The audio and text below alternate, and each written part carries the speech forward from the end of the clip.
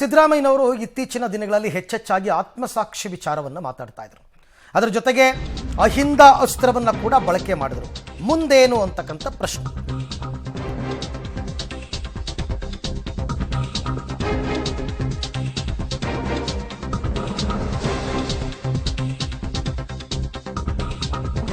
CM Siddaramaiah ಆತ್ಮಸಾಕ್ಷಿ, Ahinda ಅಸ್ತ್ರ ಎಲ್ಲವನ್ನ ಬಳಕೆ ಮಾಡಿದ್ರು. ಸಿಎಂ ಬತ್ತಳಿಕೆಯಲ್ಲಿ ಪೊಲಿಟಿಕಲ್ ಬ್ರಹ್ಮಾಸ್ತ್ರಗಳನ್ನ ಬಿಡ್ತಾ ಇದ್ದಾರೆ. ಇದರ ಅಸಲಿಯತ್ತೆ ಏನು ಅಂತ. ಕಾನೂನು ಹೋರಾಟದ ತಂತ್ರ ಒಂದು ಕಡೆ, ಮತ್ತೊಂದು ಕಡೆ ಸರಣಿ ರಾಜಕೀಯ ಗೇಮ್ ಪ್ಲಾನ್. ಹಾಗಾದರೆ ಸಿದ್ಧವಾಯ್ತಾ ಸಿದ್ದರಾಮಯ್ಯನವರ ಕಡೇ ಆಟ? ಈ ಅಖಾಡದಲ್ಲಿ ಯಾರಿಗೆ ಎಷ್ಟು ಲಾಭ ಅಂತಕ್ಕಂಥದ್ದೇ ಪ್ರಶ್ನೆ. ಏನು ಬೇಕಾದರೂ ಆಗ್ಬೋದು. ಬಟ್ ಇತ್ತೀಚೆಗೆ ಅವರು ಆತ್ಮಸಾಕ್ಷಿ ವಿಚಾರ ತುಂಬ ಮಾತಾಡ್ತಾ ಇದ್ರು. ಎಲ್ಲ ನ್ಯಾಯಾಲಯಗಳಿಗಿಂತ ಆತ್ಮಸಾಕ್ಷಿ ಅಂತಕ್ಕಂಥದ್ದು ಒಂದಿದೆ, ಅದು ದೊಡ್ಡ ನ್ಯಾಯಾಲಯ ಅಂತ. ಜೊತೆಗೆ ಕಾಂಗ್ರೆಸ್ನಲ್ಲಿರ್ತಕ್ಕಂಥ ಅಹಿಂದ ವರ್ಗದ ಶಾಸಕರು ಮತ್ತು ಸಚಿವರು ಎಲ್ಲರೂ ಕೂಡ ಸಿದ್ದರಾಮಯ್ಯನವರ ಪರವಾಗಿ ನಿಂತಿದ್ದಾರೆ ಅಂತಕ್ಕಂಥ ಬಿಂಬಿತವಾಯಿತು. ಸೊ ಈಗ ಮುಂದೆ ಏನು? ಹಾಗಾದರೆ ಒಂದು ಕಡೆ ಕಾನೂನು ಹೋರಾಟ ಮಾಡಲೇಬೇಕು, ರಾಜಕೀಯ ಹೋರಾಟವನ್ನು ಕೂಡ ಈಗ ಮಾಡಬೇಕಾದ ಅನಿವಾರ್ಯತೆ ಇದೆ. ಪಕ್ಷದ ಒಳಗಡೆ ರಾಜೀನಾಮೆಗೆ ಏನಾರು ಪಟ್ಟು ಹಿಡಿದ್ರೆ, ಕಳೆದ 3-4 ದಿನಗಳಿಂದ ಆತ್ಮಸಾಕ್ಷಿ ಬಗ್ಗೆ ಮಾತನಾಡ್ತಾ ಇದ್ದಾರೆ ಸಿಎಂ.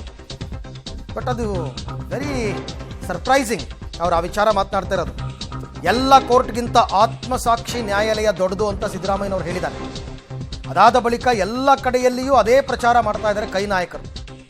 ಈ ನಡುವೆ ಸಿದ್ದರಾಮಯ್ಯನವರಿಂದ ವರ್ಷದ ಆಶೀರ್ವಾದದ ಮಾತು ನಿನ್ನೆ ಚಾಮುಂಡಿ ಬೆಟ್ಟದಲ್ಲಿ, ಇನ್ನೊಂದು ವರ್ಷ ಇರ್ತೀನಿ ಅಲ್ಲಿ ಮಾತನಾಡಿದ್ರು. ಅದು ಅಹಿಂದ ಅಸ್ತ್ರ ಪ್ರಯೋಗ ಮಾಡೋದಕ್ಕೆ ಸಿದ್ದು ಬೆಂಬಲಿಗರಿಂದ ಒಳತಂತ್ರ ನಡೀತಾ ಇದೆ. ಅಕ್ಟೋಬರ್ 7ರ ಬಳಿಕ ಸಿದ್ದು ಬೆಂಬಲಿಗ ಶಾಸಕರು, ಸಚಿವರು ಈ ಅಸ್ತ್ರ ಪ್ರಯೋಗ ಮಾಡ್ತಾರಂತೆ. ಜಾತಿ ಗಣತಿ ಬಿಡುಗಡೆಗೆ ಒತ್ತಾಯಿಸಿ ಸಿದ್ದು ಪರ ಅಹಿಂದ ರಕ್ಷಣೆಗೆ ಈಗ ಮೆಗಾ ಪ್ಲಾನ್ ಆಗ್ತಾ ಇದೆ. ಎಲ್ಲವೂ ಕೂಡ ಸಿದ್ದರಾಮಯ್ಯನವರು ಮುಖ್ಯಮಂತ್ರಿಯಾಗಿ ಮುಂದುವರಿಬೇಕು ಅಂತಕ್ಕಂಥ ಪ್ರಯತ್ನಗಳ ಒಂದು ಭಾಗ. ಒಂದು ಅತ್ಯುನ್ನತವಾದಂತ ನ್ಯಾಯಾಲಯ ಇದೆ, ಅದೇ ಆತ್ಮಸಾಕ್ಷಿಯ ನ್ಯಾಯಾಲಯ. ಅದು ಇತರ ಎಲ್ಲ ನ್ಯಾಯಾಲಯಗಳನ್ನು ಮೀರಿಸುತ್ತದೆ. ಹೇಗಾದ್ರೂ ಮಾಡಿ ಕಾಂಗ್ರೆಸ್ ಸರ್ಕಾರವನ್ನು ದುರ್ಬಲಗೊಳಿಸಬೇಕು ಅಂತೇಳಿ ನಮ್ಮ ಮೇಲೆ ಗೂಬೆ ಕೂಡಿಸ್ತಕ್ಕಂಥವರು ಭಾರತೀಯ ಜನತಾ ಪಕ್ಷದವರು, ಅವ್ರ ಜೊತೆಗೆ JDS ನವರು ಸೇರ್ಕೊಂಡಿದ್ದಾರೆ. ಕೇಂದ್ರ ಸರ್ಕಾರವನ್ನು ಕೂಡ ಶಾಮೀಲಾಗ್ಬಿಟ್ಟದೆ. ಅವ್ರಿಗೆ there is a higher court then the court of justice, that is the court of conscience that supersedes all the courts. ನಮ್ಮ ಕಾರ್ಯಕರ್ತರು ಭಾರತೀಯ ಜನತಾ ಪಕ್ಷದವ್ರ ಷಡ್ಯಂತ್ರ ಇದೆಯಲ್ಲ, ಅದು ಸೋಲಿಸಲಿಕ್ಕೆ ಎಲ್ಲ ರೀತಿಯಲ್ಲೂ ಕೂಡ ತಯಾರಾಗಬೇಕು ಅಂತಕ್ಕಂಥ ಮಾತುಗಳನ್ನ ಹೇಳಲಿಕ್ಕೆ ಬಯಸ್ತಾರೆ. ನನಗೆ ನಂಬಿಕೆ ಇದೆ, ನ್ಯಾಯಾಲಯಗಳಲ್ಲಿ ನಂಬಿಕೆ ಇದೆ. ನಾವು ಆತ್ಮಸಾಕ್ಷಿಗೆ ಅನುಗುಣವಾಗಿ ನಡ್ಕೊಳ್ತಕ್ಕಂಥ ಪ್ರಯತ್ನವನ್ನು ಮಾಡ್ತಾ ಇದ್ದೀವಿ. ಮಹಾತ್ಮ ಗಾಂಧೀಜಿ ಜಯಂತಿ, ಆ ಜಯಂತಿ ದಿನ ಹೇಳಿದೆ ನಾನು. ಮಹಾತ್ಮ ಗಾಂಧೀಜಿಯವರು ಉಲ್ಲೇಖ ಮಾಡಿದಂತ ಒಂದು ವಾಕ್ಯವನ್ನ ಹೇಳಿದೆ. ಏನಪ್ಪಾ ಅದು ಅಂತಂದ್ರೆ, ಈ ಆತ್ಮಸಾಕ್ಷಿ ನ್ಯಾಯಾಲಯ ಇದೆಯಲ್ಲ, ಇವು ಎಲ್ಲ ನ್ಯಾಯಾಲಯಗಳಿಗಿಂತ ಮಿಗಿಲಾದದು ಅಂತಕ್ಕಂಥ ಮಾತುಗಳನ್ನ ರಾಷ್ಟ್ರಪಿತ ಮಹಾತ್ಮ ಗಾಂಧೀಜಿ ಹೇಳಿರ್ತಕ್ಕಂಥ ಮಾತುಗಳು, ಅದನ್ನು ಹೇಳಿದೆ. ಅದರಿಂದ ನ್ಯಾಯಾಲಯಗಳಲ್ಲಿ ನಂಬಿಕೆ, ನಾನು ಆತ್ಮಸಾಕ್ಷಿಗೆ ಅನುಗುಣವಾಗಿ ಮಾಡಿದ್ದೇನೆ ಅಂತಕ್ಕಂಥ ವಿಶ್ವಾಸ, ದೃಢ ನಂಬಿಕೆ, ಸತ್ಯಕ್ಕೆ ಯಾವಾಗಲೂ ಕೂಡ ಜಯ ಸಿಗ್ತದೆ ಅಂತಕ್ಕಂಥ ಮಾತುಗಳನ್ನು ಹೇಳಲಿಕ್ಕೆ ಬಯಸ್ತಾ ಇದ್ದೇನೆ. ಈ ಬಗ್ಗೆ ಮತ್ತಷ್ಟು ಮಾಹಿತಿ ನನ್ನ ಕೊಲೀಗ್ ಮಸೂದ್ ಅವರಿಂದ ಪಡೆಯೋಣ. ಮಸೂದ್, ಈ ಆತ್ಮಸಾಕ್ಷಿಯ ಮಾತು, ಆಮೇಲೆ ಅಹಿಂದ ವರ್ಗದ ಶಾಸಕರ ಸಚಿವರ ಬೆಂಬಲ, ಮತ್ತೊಂದು ಕಡೆ ಜಾತಿ ಗಣತಿ ಬಿಡುಗಡೆಗೆ ಒತ್ತಾಯ, ಇವೆಲ್ಲವೂ ಕೂಡ ಮುಖ್ಯಮಂತ್ರಿಯಾಗಿ ಸಿದ್ದರಾಮಯ್ಯನವರನ್ನೇ ಮುಂದುವರಿಸಬೇಕು ಅಂತಕ್ಕಂಥ ತಂತ್ರಗಾರಿಕೆನ, ಆ ತಂತ್ರಗಾರಿಕೆಯಲ್ಲಿ ಮುಖ್ಯಮಂತ್ರಿಗಳು ಕೂಡ ಆಗಿದಾರಾ ಅಂತ? ಅರವಿಂದ್, ಇಲ್ಲಿ ಸಿದ್ದರಾಮಯ್ಯ ಮತ್ತು ಅವರ ಆಪ್ತರಿಗೆ ಅಧಿಕಾರದ ಪ್ರಶ್ನೆ ಅನ್ನೋದಕ್ಕಿಂತ 40 ವರ್ಷಗಳಿಂದ ಏನು ಕಾಪಾಡ್ಕೊಂಡು ಬಂದಿದೆ ಕ್ಲೀನ್ ಇಮೇಜ್, ಆ ಕ್ಲೀನ್ ಇಮೇಜ್ ಸಂಬಂಧಪಟ್ಟಂತೆ ಒಂದು ರೀತಿಯಲ್ಲಿ ಆತಂಕ.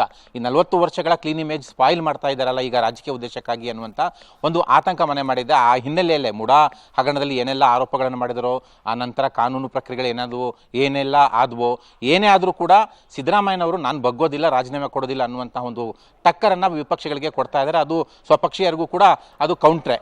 ಯಾವ ರೀತಿ ಅಂದರೆ, ಈ 40 ವರ್ಷಗಳಲ್ಲಿ ಒಂದು ಕಪ್ಪು ಚುಕ್ಕೆ ಇಲ್ಲ. ಈಗ ಮುಡಾ ಹಗರಣದಲ್ಲೂ ಕೂಡ ನಾನು ತಪ್ಪು ಮಾಡಿಲ್ಲ ಅಂದರೆ ಒಂದು ರೀತಿಯಲ್ಲಿ ಈಗ ಎಲ್ಲಿವರೆಗೆ ಅಧಿಕಾರದಲ್ಲಿ ಇರ್ತಾರೋ ಅಲ್ಲಿವರೆಗೂ ಕೂಡ ಆ ಕಪ್ಪು, ಆ ಕ್ಲೀನ್ ಇಮೇಜ್ ಹಾಗೆ ಮೇಂಟೈನ್ ಮಾಡ್ಕೊಂಡು ಹೋಗಬೇಕು ಅನ್ನುವಂಥ ಒಂದು ಲೆಕ್ಕಾಚಾರ.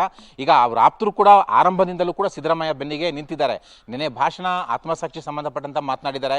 ಈ ಲೌಕಿಕ ನ್ಯಾಯಾಲಯಗಳಲ್ಲಿ ಹಲವರಿಗೆ ನ್ಯಾಯ ಸಿಗೋದಿಲ್ಲ, ಆತ್ಮಸಾಕ್ಷಿ ನ್ಯಾಯಾಲಯ ಅಂತ ಒಂದಿದೆ, ಅಲ್ಲಿ ನ್ಯಾಯ ಸಿಗುತ್ತೆ ಅನ್ನುವಂಥ ಮಾತನ್ನು ಕೂಡ ಆಡಿದ್ದಾರೆ. ಈ ಮುಂಚೆ ಜಾತಿ ಜನಗಣತಿ ಜಾರಿ ಮಾಡ್ತೇವೆ, ಮುಂದಿನ ಸಂಪುಟ ಸಭೆಯಲ್ಲಿ ಚರ್ಚೆ ಮಾಡಿ ಅನ್ನುವಂಥ ಒಂದು ಹೇಳಿಕೆ ಕೊಟ್ಟಿದ್ರು. ಈಗ ಅದನ್ನೇ ರಕ್ಷಣೆಯಾಗಿ ಬಳಕೆ ಮಾಡ್ಕೊಳ್ಳೋದಕ್ಕೂ ಕೂಡ ಅವರ ಆಪ್ತರು ಮುಂದಾಗಿರುವಂಥದ್ದು. ಜಾತಿ ಜನಗಣತಿ ಜಾರಿ ಮಾಡಿ ಅನ್ನುವಂಥ ಒತ್ತಾಯವನ್ನು ಸಿದ್ದರಾಮಯ್ಯನವರ ಮೇಲೆ ಹಾಕಬೇಕು ಅನ್ನುವಂಥ ಲೆಕ್ಕಾಚಾರದಲ್ಲಿ ಅವರ ಆಪ್ತರಿದ್ದಾರೆ. ಯಾಕೆಂದರೆ ಜಾತಿ ಜನಗಣತಿ ಜಾರಿ ಆದರೆ ಅಹಿಂದ ರಕ್ಷಣೆ ಸಿಗುತ್ತೆ ಅನ್ನುವಂಥದ್ದು. ಅಹಿಂದ ರಕ್ಷಣೆ ಮೂಲಕ ಒಂದು ಕೌಂಟರ್ ಕೊಡ್ಬೋದು, ಹಾಗೆ ಅಧಿಕಾರದಲ್ಲಿ ಕೂಡ ಮುಂದುವರಿಬಹುದು.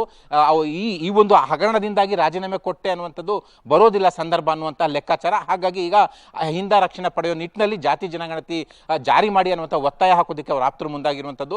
ಮುಂಬರುವಂಥ ಸಚಿವ ಸಂಪುಟ ಸಭೆಯಲ್ಲಿ ಕೂಡ ಈ ಸಂಬಂಧಪಟ್ಟಂತೆ ಬಹಳ ಗಂಭೀರವಾಗಿಯೂ ಕೂಡ ಚರ್ಚೆ ಆಗುತ್ತೆ. ಈಗ ಸಿದ್ದರಾಮಯ್ಯನವರು ಇದಕ್ಕಾಗಿ ತಮ್ಮ ರಕ್ಷಣೆಗಾಗಿ ಈಗ ಅದನ್ನ ಬಳಕೆ ಮಾಡ್ಕೊಳ್ತಾರ ಜಾತಿ ಜನಗಣತಿ ವರದಿಯನ್ನ ಅನ್ನುವಂಥದ್ದು ಕೂಡ ಕೇಳಿಗೆ ಬರ್ತಾ ಇದೆ. ಒಟ್ಟಾರೆಯಾಗಿ ಏನೆಲ್ಲ ಯಾವ ರೀತಿ ಸಾಧ್ಯ ಏನೋ ಎಲ್ಲ ಆಯಾಮಗಳಲ್ಲೂ ಕೂಡ ಹೋರಾಟ ಮಾಡ್ತಾ ಇದ್ದಾರೆ. ಕಾನೂನು ಹೋರಾಟ ಒಂದು ಕಡೆ, ರಾಜಕೀಯ ಹೋರಾಟ ಒಂದು ಕಡೆ. Arvind. Right Masood, thank you ತಮ್ಮೆಲ್ಲ ಮಾಹಿತಿಗೆ. ಬಟ್ ಅದು ಅನಿವಾರ್ಯ ಕೂಡ ಹೌದು. 40 ವರ್ಷಗಳ ರಾಜಕೀಯದಲ್ಲಿ ಕಪ್ಪು ಚುಕ್ಕೆ ಇಲ್ಲ ಅಂತ ಹೇಳಿದವರಿಗೆ ಈಗ ರಾಜಕೀಯದಿಂದ ನಿವೃತ್ತಿಯಾಗುವ ಸಂದರ್ಭದಲ್ಲಿ ಈ ಥರ ಕೆಟ್ಟ ಹೆಸರು ತರ್ತಾ ಇದ್ದಾರೆ ಅನ್ನೋ ಕಾರಣ ಸಿದ್ದರಾಮಯ್ಯ ಮತ್ತು ಅವರ ಆಪ್ತರಿಗೆ ಕಾಡ್ತಾ ಇದೆ.